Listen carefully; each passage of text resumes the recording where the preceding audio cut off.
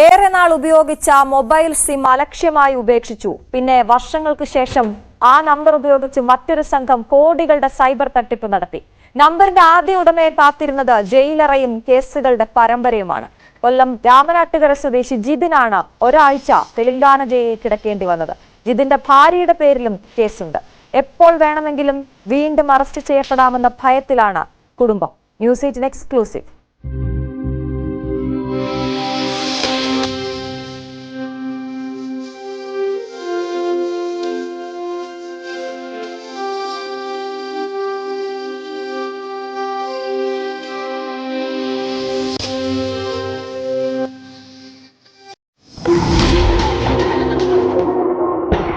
ഇത് എൻ്റെ ജീവിതത്തിൽ ഞാൻ ഒരു പൈസ ഒരു വ്യക്തികളായിരുന്നു.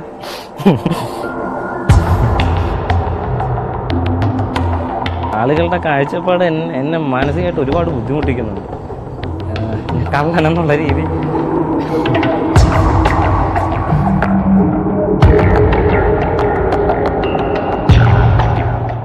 എട്ട് 1-298-6907 ഈ മൊബൈൽ ഫോൺ നമ്പറാണ് കൊല്ലം രാമൻകുളങ്ങര സ്വദേശിയായ സഹകരണ ബാങ്ക് ജീവനക്കാരൻ ജിതിന്റെ ജീവിതത്തിൽ ഇരുട്ട് നിറച്ചത്. 2015 എടുത്ത് 2019 ഉപേക്ഷിച്ച ഒരു നമ്പർ കാണിച്ചു. ആ നമ്പറിനെ കുറിച്ച് എനിക്ക് ഒരു ഓർമ്മയില്ലായിരുന്നു. കാര്യം വർഷങ്ങൾക്ക് മുമ്പ് വേണ്ടാന്ന് വെച്ച സിമ്മാണെന്നുള്ളതൊക്കെ പിന്നീടാണ് എനിക്ക് മനസ്സിലാവുന്നത്. ട്രൂ കോളറിൽ സാദി ജിതിൻ ആരാണെന്ന് ചോദിച്ചു. സംഭവം ട്രൂ കോളറിൽ എൻ്റെ വൈഫ് ഉപയോഗിച്ച സിമ്മ്, എൻ്റെ ഐഡിയിൽ എടുത്ത സിമ്മ് വൈഫ് ഉപയോഗിച്ചു. അതിൻ്റെ ട്രൂ കോളറിൽ അവളുടെ പേര് ഇന്നും നമ്മൾ നോക്കുമ്പോൾ ട്രൂ കോളറിൽ അവളുടെ പേരാണ് വരുന്നത്. ഹൈദരാബാദ് സ്വദേശി തൊഗാരി സുമന്റെ പരാതിയിലായിരുന്നു തെലങ്കാന പോലീസ് ജിതിനെ അറസ്റ്റ് ചെയ്തത്. BRMCN എന്ന ഓൺലൈൻ ട്രേഡിംഗ് പ്ലാറ്റ്ഫോമിൽ പണം നിക്ഷേപിച്ച സുമന് നഷ്ടമായത് 24,65,779 രൂപ. സുമനിൽ നിന്ന് തട്ടിയെടുത്ത 24 ലക്ഷത്തിൽ 10 ലക്ഷം രൂപ മാറ്റിയത് ബാങ്ക് ഓഫ് മഹാരാഷ്ട്രയുടെ ഇരിങ്ങാലക്കുട ബ്രാഞ്ചിലെ 6009767246 എന്ന അക്കൗണ്ടിലേക്ക്. തൃശൂർ മുകുന്ദപുരത്തുള്ള Latte Life coffee estate private limited എന്ന സ്ഥാപനത്തിന്റെ ഉടമകളായ റിസൽദാബ് അബ്ദുൾ റസാഖ്, നീതു എന്നിവരുടെ പേരിലുള്ളതാണ് ഈ അക്കൗണ്ട്. അക്കൗണ്ടിനൊപ്പം ബാങ്കിൽ നൽകിയ മെയിൽ ഐഡിയുമായി ബന്ധിപ്പിച്ചിട്ടുള്ളതാണ് ജിതിന്റെ പഴയ നമ്പറായ 8129690777. ഇതാണ് ജിതിനെ കേസുമായി ബന്ധിപ്പിച്ചതെന്നാണ് കരുതുന്നത്. എന്നാൽ ഇപ്പോൾ ഈ നമ്പർ മറ്റൊരാളുടെ പേരിലാണെന്ന് ജിതിൻ പറയുന്നു. ഈ നമ്പർ 17/7 വേറൊരാൾക്ക്, തൃശ്ശൂരുള്ള ഒരാൾക്ക് ഇഷ്യൂ ചെയ്തതായിട്ടാണ് നമ്മൾ സൈബർ സ്റ്റേഷനിൽ അന്വേഷിച്ചപ്പോൾ അറിയാൻ കഴിഞ്ഞത്. റിസൽദാബ് അബ്ദുൾ റസാഖും നീതുവുമാണ് കേസിലെ ആദ്യ 2 പ്രതികൾ. 3-ാം പ്രതി ജിതിനും 4-ാം പ്രതി ജിതിന്റെ ഭാര്യ സോദിയും. എന്നാൽ ആദ്യ 2 പ്രതികളുമായി ഒരു ബന്ധവുമില്ലെന്ന് ജിതിൻ പറയുന്നു. അവരെ ആരെയും അറിഞ്ഞൂടാ. എനിക്ക് ആകെപ്പാടെ അറിയാവുന്ന സ്വാതി ജിതിൻ എന്ന് പറയുന്നത് എൻ്റെ വൈഫ്. അത് ട്രൂ കോളറിൽ വന്നതാണെന്ന് ഒരു ബന്ധവുമില്ല, യാതൊരുവിധ ബന്ധവുമില്ല. തെലങ്കാനയിലെ 5 കേസുകൾക്ക് പുറമെ എറണാകുളം, ബംഗളൂരു, പൂനെ, കൊലാപ്പൂർ, സിലിഗുരി, ഉത്തർപ്രദേശ്, മഹാരാഷ്ട്ര, പഞ്ചാബ് തുടങ്ങി രാജ്യത്തിന്റെ വിവിധ ഭാഗങ്ങളിലായി 35 കേസുകളാണ് ഉള്ളത്. ജിതിൻ കുറ്റം സമ്മതിച്ചെന്നാണ് റിമാൻഡ് റിപ്പോർട്ടിൽ പോലീസിന്റെ അവകാശവാദം. എന്നാൽ ബാങ്ക് അക്കൗണ്ടോ ഫോൺ കോൾ വിശദാംശങ്ങളോ പോലീസ് പരിശോധിച്ചിട്ടില്ല. മൊബൈൽ നമ്പറിന്റെ ഇപ്പോഴത്തെ ഉടമയിലേക്ക് അന്വേഷണം എത്താത്തതിലും ദുരൂഹതയുണ്ട്. ഈ തെലങ്കാന പോലീസ് തന്നെ ഇവിടെ വന്നിട്ട് അവർ നല്ലൊരു ഇൻവെസ്റ്റിഗേഷന്റെ മെത്തേഡ് അവർ യൂസ് ചെയ്തിട്ടില്ല. അവരിവിടെ വന്ന് പുള്ളിയുടെ നമ്പർ ലിങ്ക് ചെയ്തിട്ടുണ്ട്, നിങ്ങൾ തന്നെ പ്രതി. ആളുകളുടെ കാഴ്ചപ്പാട് എന്നെ മാനസികമായിട്ട് ഒരുപാട് ബുദ്ധിമുട്ടിക്കുന്നുണ്ട്. മാനസിക നില തെറ്റി ആത്മഹത്യയുടെ ആ ഒരു രീതിയിലോട്ടാണ് നമ്മൾ പൊയ്ക്കൊണ്ടിരുന്നത്. കാര്യം ഈ ഒരു സിമ്മും അഡ്രസ്സിന്റെയും പേര് മാത്രം ഞാൻ പൈസ എടുത്തു, എൻ്റെ അക്കൗണ്ടിലോട്ട് അന്നേരവും പൈസ വന്നുകൊണ്ടിരിക്കുന്നു എന്നുള്ളതാണ് പറയുന്നത്. മൊബൈൽ ഫോൺ നമ്പർ അടിക്കടി മാറ്റുകയും ഉപയോഗിച്ചിരുന്നവ ഉടമസ്ഥാവകാശം മാറ്റാതെ ഉപേക്ഷിക്കുകയും ചെയ്യുന്നവരുണ്ട്. ഫ്രീ സിം കിട്ടുമ്പോൾ കുറച്ചുനാൾ ഉപയോഗിച്ച ശേഷം വലിച്ചെറിയുന്നവരുമുണ്ട്. അവർക്കൊക്കെ ഒരു പാഠമാകണം ജിതിൻ എന്ന ചെറുപ്പക്കാരന്റെ അവസ്ഥ. ഒപ്പം ഒരു തെറ്റും ചെയ്യാതെ വേട്ടയാടപ്പെടുന്ന ജിതിനും കുടുംബത്തിനും നീതിയും ഉറപ്പാകണം. VV-അരുൺ, ന്യൂസ് 18, കൊല്ലം. സൈബർ തട്ടിപ്പ് കേസിൽ പ്രതിയാക്കപ്പെട്ട ജിതിന് നേരിടേണ്ടി വന്നത് സമാനതകളില്ലാത്ത മനുഷ്യാവകാശ ലംഘനമാണ്. തട്ടിക്കൊണ്ടുപോകലിന് സമാനമായിട്ടായിരുന്നു ജിതിനെ തെലങ്കാന പോലീസ് കേരളത്തിൽ നിന്നും കടത്തിയത്. അതിനു മുൻപ് 2 ദിവസം ആരെയും അറിയിക്കാതെ കൊല്ലത്ത് ഹോട്ടലിൽ ബന്ദിയാക്കി. നിയമസഹായം നിഷേധിച്ച് ജയിലിലടച്ചു. പോലീസ് ഭീകരതയുടെ നടുക്കുന്ന ഓർമ്മകളിലാണ് ഈ കുടുംബം.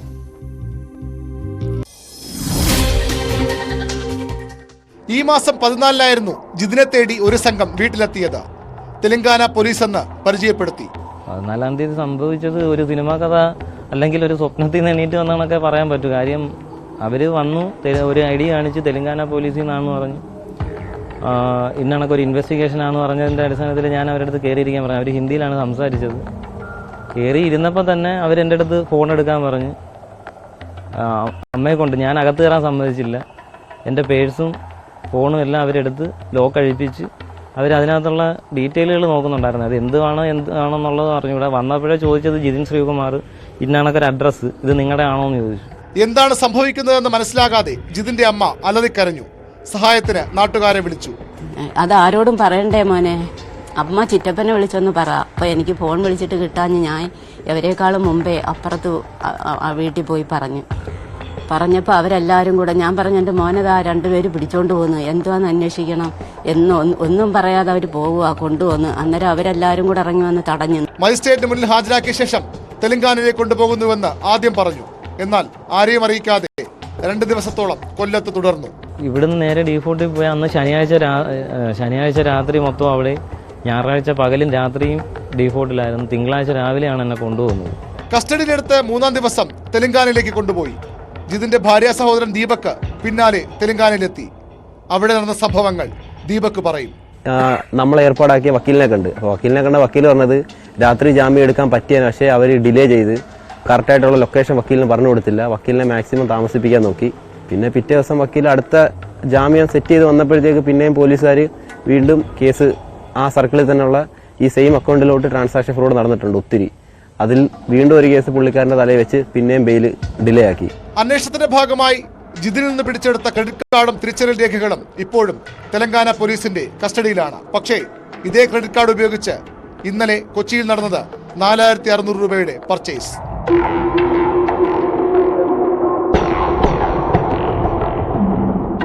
അനധികൃതമായി കസ്റ്റഡിയിൽ വെച്ചതിനും ചെയ്യാത്ത കുറ്റത്തിന് ജയിലിലടച്ചതിനും തെലങ്കാന പോലീസിനെതിരെ ജിതിന്റെ കുടുംബം നിയമ നടപടി തുടങ്ങിക്കഴിഞ്ഞു. ഒപ്പം യഥാർത്ഥ പ്രതികളെ പിടികൂടണമെന്നാവശ്യപ്പെട്ട് കേരള പോലീസിലും പരാതി നൽകി. വി അരുൺ, ന്യൂസ് 18, കൊല്ലം.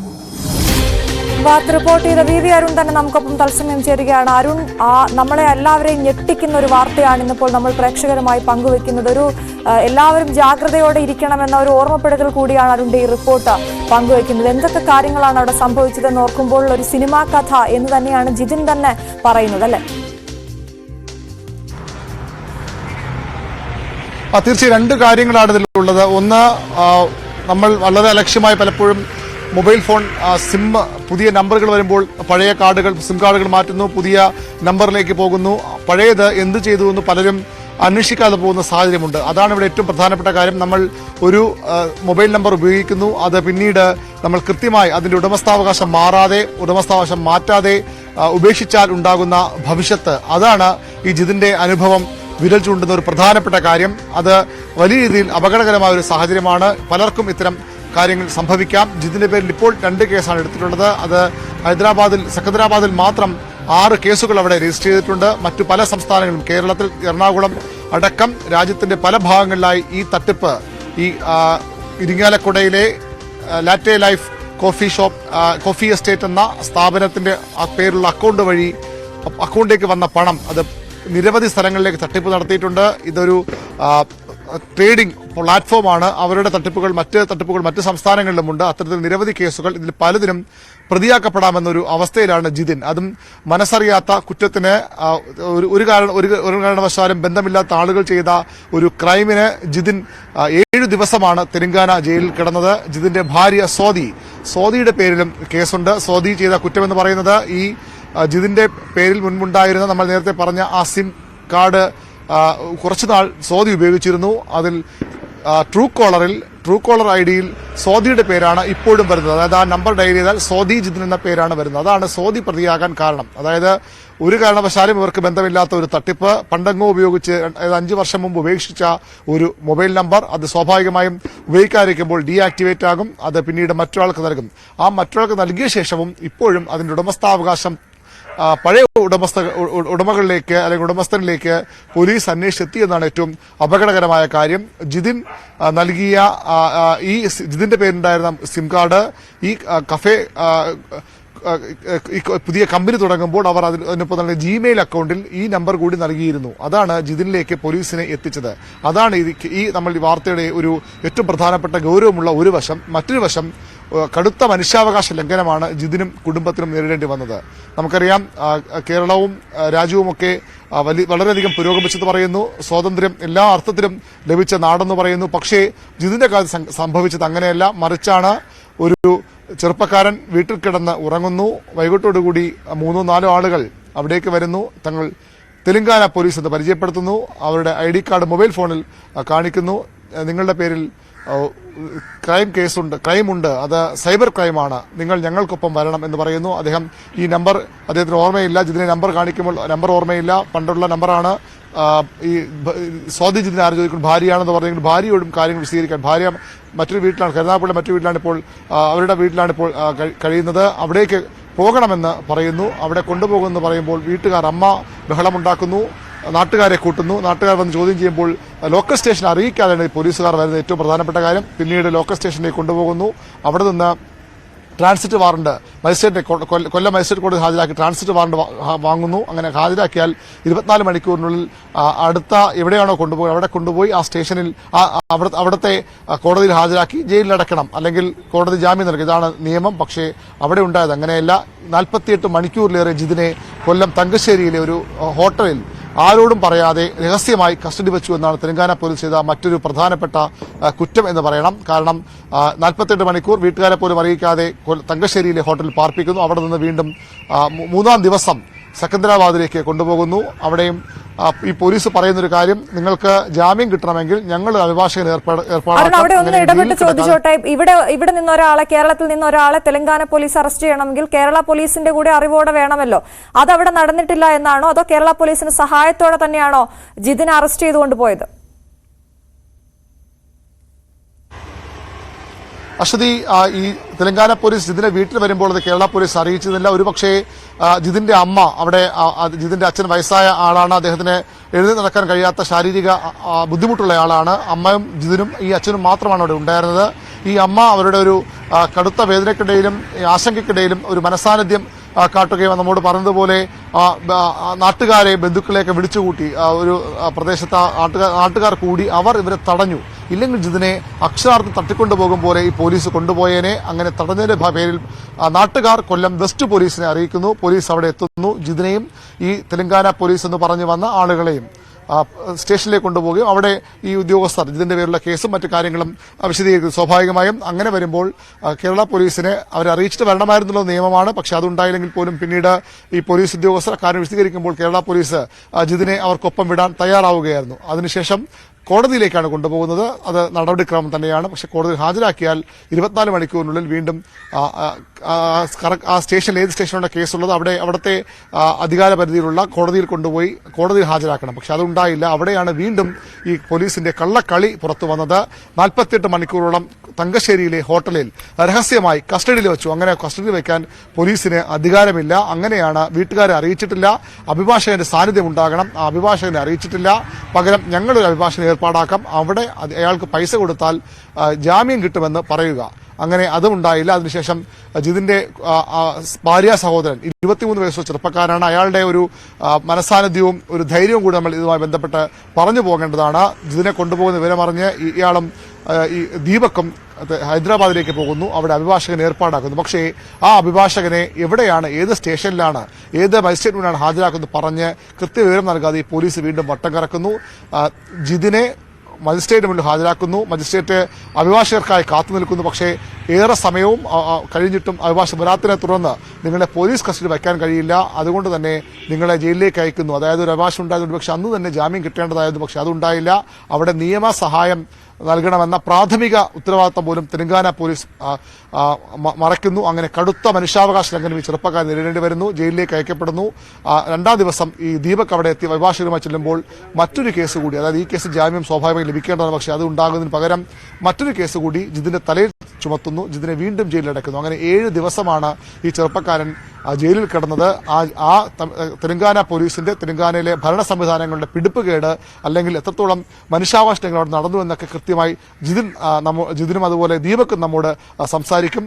മൂന്നാം നാളാണ് തന്റെ ഏതെങ്കിലും പരിചയമുള്ള ഒരാളെ ഭാഷ അറിയാത്ത ഒരു നാട്ടിൽ ചെയ്യാത്ത തെറ്റിന് പണ്ടങ്ങ് ഒരു മൊബൈൽ ഫോൺ സിം ഉപയോഗിച്ചു എന്ന പേരിൽ ഒരു ചെറുപ്പക്കാരൻ ജയിലിലടക്കപ്പെടുന്നു. ഒരുപക്ഷെ ഈ കാലത്ത് നമുക്ക് ചിന്തിക്കാൻ കഴിയാത്ത തരത്തിലുള്ള ഇങ്ങനെയും സംഭവിക്കുമോ നമ്മുടെ നാട്ടിൽ?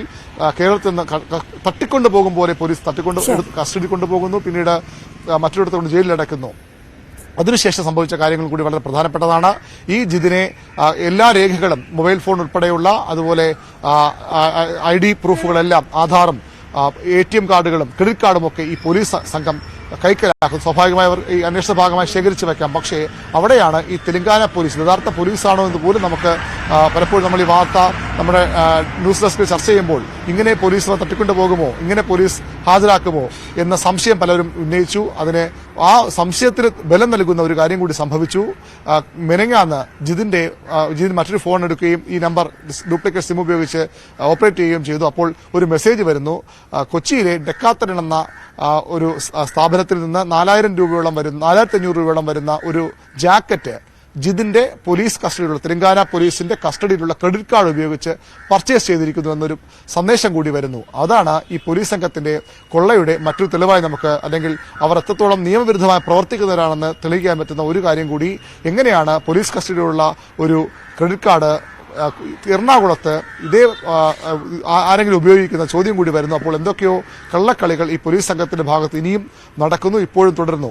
മാത്രമല്ല ഈ ജിതിൻ രണ്ടാമത്തെ കേസിലും പ്രതിയായി ജാമ്യം കിട്ടി പുറത്തിറങ്ങിയ ശേഷം ജിതിന്റെ അഭിഭാഷകൻ പറഞ്ഞത് ഇനി ഇവിടെ തുടരരുത്, കാരണം 6 കേസുകൾ ഇവിടെ രജിസ്റ്റർ ചെയ്തിട്ടുണ്ട്, ഏത് നിമിഷവും നിങ്ങളെ അതിലും പ്രതിയേർക്കാം, മറ്റ് സംസ്ഥാനങ്ങളിലെ പോലീസും അന്വേഷിച്ചു വരാം. അങ്ങനെ വീട്ടിൽ കിടന്നുറങ്ങാൻ കഴിയാത്തൊരവസ്ഥയിലേക്ക് ജിതിൻ എന്ന ചെറുപ്പക്കാരൻ അദ്ദേഹത്തിന്റെ കുടുംബം മാറുകയാണ്. മാത്രമല്ല ജിതിൻ ഒരു സഹകരണ ബാങ്ക് ജീവനക്കാരനാണ്. ഇത്തരത്തിൽ ഒരു സാമ്പത്തിക തട്ടിപ്പ് കേസിൽ പ്രതിയാക്കപ്പെട്ടയാൾ എന്ന നിലയിൽ ആ സ്ഥാപനത്തിൽ നിന്ന് ജിതിനെ സസ്പെൻഡ് ചെയ്തു. ജിതിൻ നമ്മോട് കരഞ്ഞുകൊണ്ട് പറയുന്നത് കള്ളനെ പോലെ ആളുകൾ കാണുന്ന അവസ്ഥയിലേക്ക് മാറുന്നു. മനസ്സറിയാത്ത തെറ്റിന് പണ്ടങ്ങ് ഒരു മൊബൈൽ ഫോൺ നമ്പർ ഉപയോഗിച്ചതിന്റെ പേരിൽ ആ ചെറുപ്പക്കാരൻ ഇപ്പോൾ അനുഭവിക്കുന്ന വേദന, അതിന്റെ പീഡനങ്ങൾ വളരെ വലുതാണ്. ഒരുപക്ഷെ നമ്മുടെ സർക്കാരും മനുഷ്യാവകാശ സംവിധാനങ്ങളും ഒക്കെ ഇടപെടേണ്ട കാര്യം കൂടിയാണ്. മലയാളിയായ ഒരാളെ വീട്ടിൽ വന്ന് തെലങ്കാന പോലീസ് എന്ന് പറഞ്ഞുകൊണ്ട് ഒരു തരത്തിലുള്ള നിയമങ്ങളും പാലിക്കാതെ, അറസ്റ്റിനുള്ള കീഴ്വഴക്കങ്ങൾ, നിയമപരമായ ചട്ടങ്ങളൊന്നും പാലിക്കാതെ ഒരു യുവാവിനെ തട്ടിക്കൊണ്ടുപോകുന്ന സമാനമായി കടത്തിക്കൊണ്ടുപോവുക, 2 ദിവസത്തോളം ഇവിടെ രഹസ്യമായി തടവിൽ പാർപ്പിക്കുക, പിന്നീട് ഓരോ കേസുകളായി തെളിവ് വെക്കാൻ ശ്രമിക്കുക, അങ്ങനെയുള്ള വലിയ ഗൗരവമുള്ള വിഷയമാണ് BVR ഇപ്പോൾ പ്രേക്ഷകരിലേക്ക് എത്തിക്കുന്നത്. ന്യൂസ് 18 ഈ വാർത്ത നിങ്ങളിലേക്ക് എത്തിക്കുമ്പോൾ അതൊരു ജാഗ്രത കൂടി, ഒരു മുന്നറിയിപ്പ് കൂടിയാണ് നൽകുന്നത്. നമുക്ക് ആർക്കും സംഭവിക്കാവുന്ന ഒരു വലിയ തട്ടിപ്പ്, സൈബർ തട്ടിപ്പിന്റെ ഒരു വലിയ ഒരു വാർത്തയാണ് ന്യൂസ് 18 ഇന്ന് രാവിലെ പ്രേക്ഷകരിലേക്ക് എത്തിക്കുന്നത്. കൂടുതൽ ഈ വാർത്തയുടെ കൂടുതൽ വിവരങ്ങൾ വരും മണിക്കൂറുകളിൽ പ്രേക്ഷകരിലേക്ക് എത്തിക്കും.